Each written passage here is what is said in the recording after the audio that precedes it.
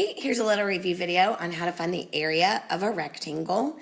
As you might recall, the area of a shape is when you're looking at the space inside of the shape. So for the example that we have here, would be all this little space right inside of this rectangle, and it's measured in square units. So if I sit here and I literally just count the number of squares that make up this particular shape, it's 1, 2, 3, 4, 5, 6, 7, 8, 9, 10, 11, 12, 13, 14, 15, 16, 17, 18, 19, 20, 21, 22, 23, 24.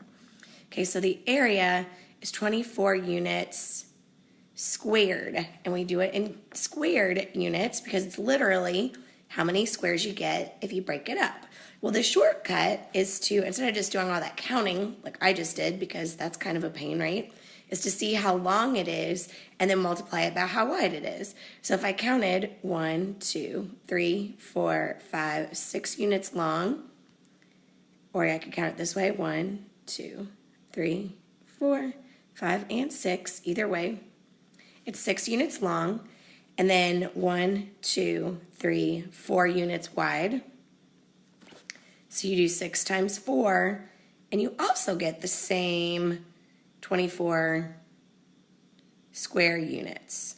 So the shortcut for finding the area of a square is to multiply the length times how wide it is. So let's apply that example to one where you don't have the squares to count. Still the same basic idea, where you just multiply it. Ooh, that's not a great square, sorry about that. Okay, and I'm gonna do a square. Remember that the fact that each of these sides has one little slash mark means that they're congruent, they're the same. So let's say that it's 4.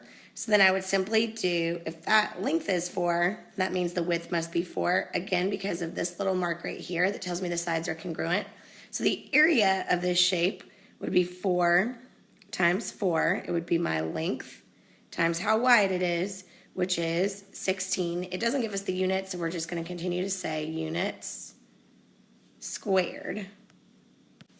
So now you try 3 quick examples really quickly, and pause the video, try them out. I'm going to go ahead and work them though. I'm going to assume that you paused the video and that you tried these answers on your own. So for number 1, we've got a length of 3 and a width of 8. Now that we're in algebra, we also call these the base times the height instead of the length times the width. Either way means the same thing. So we're going to do 3 times 8, which is 24. And then our units are inches. So this will be inches squared. Number 2, if my length is 2, or my height is 2, that means that that base is also going to be 2. So 2 times 2 is 4, and the units are feet, so it's feet squared. And for number 3, my base right here is 3 times my height of 6, which is 18. My units are centimeters, so it's going to be centimeters squared.